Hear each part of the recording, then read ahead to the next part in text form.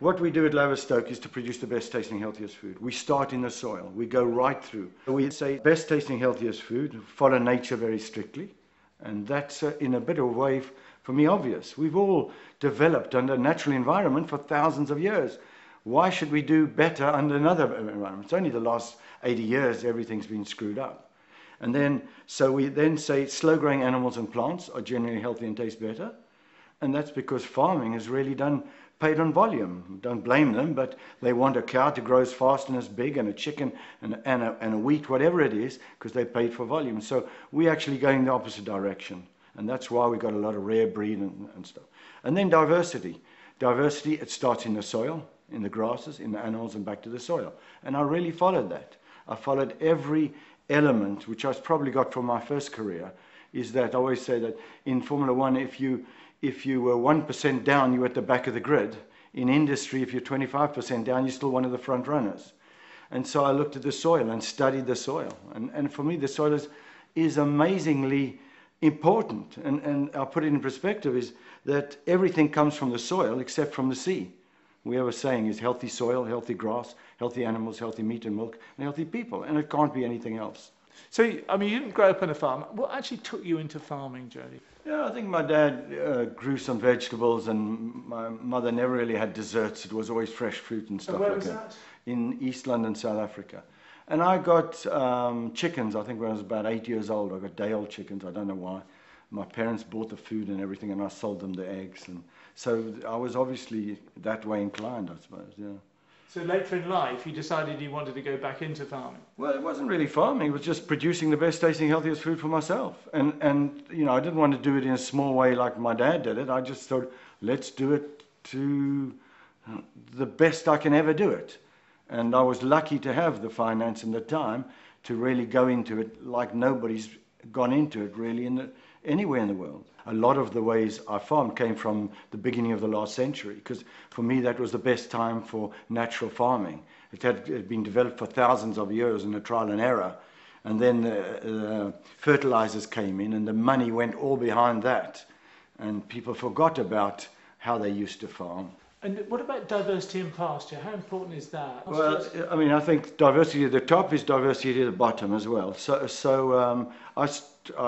a guy called Fred Sykes, had 3 books on organics. I read it, took his mixture and planted. It did really well. And then I started finding that very interesting. And there's another guy at the same time with Newman Turner.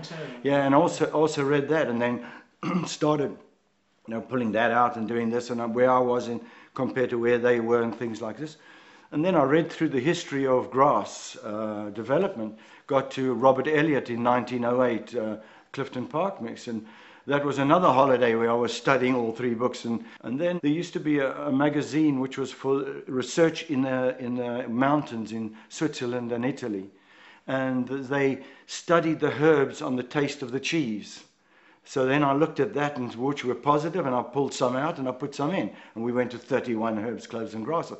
And that's what we've got in all our 2,500 acres. It's not that my mixture is a super fuel mixture.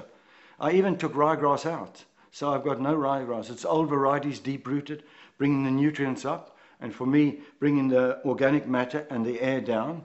And then it's a mixed salad for the animal. And it's, for me, a really key part of why our produce is so good.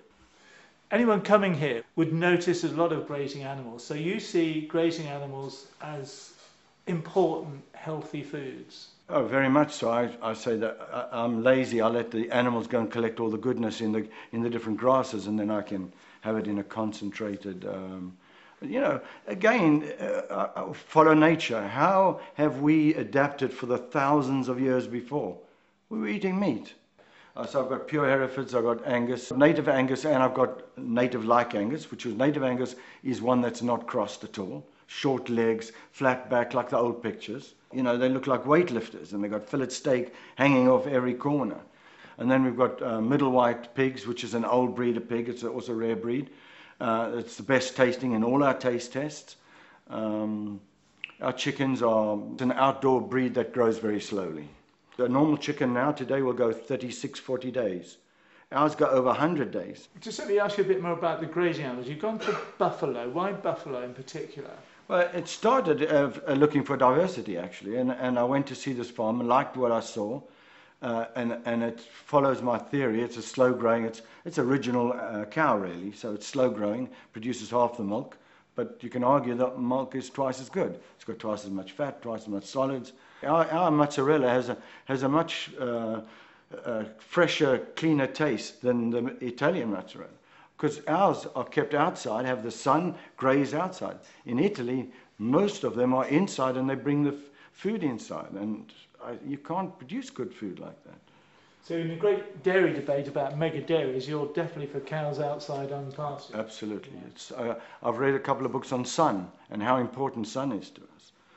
It's massively important to animals. To animals as well? Oh, very much so, very much so. Can I ask you a little bit about food supply sustainability? Now, we're told at the moment the whole global food system is going in the direction of monocultures, grown with high inputs, and probably going to have GM. And we're told that is the way to have a secure, sustainable food supply and to feed the world. You presumably would disagree with that? Yes, I mean, I haven't got into to GM very much. I just think, from the outside, it's going down a wrong path to solve a wrong path. You know, we've got all these problems because of all the chemicals they've put in, and they say, well, how can we make them more resistant because we haven't? You know. So, no, I don't think so. And I think there's a lot of examples where organic produces more than non-organic. You probably can grow less varieties in different places organically, but that's probably what we should be doing anyway.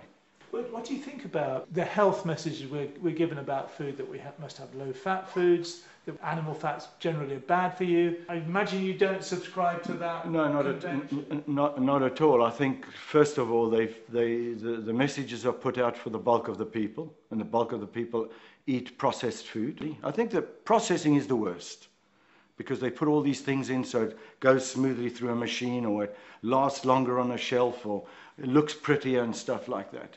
That's the worst for our health. And then what we feed animals. We have a saying, there's a saying, you are what you eat. We say you are what your animals eat. And it's got to be that too.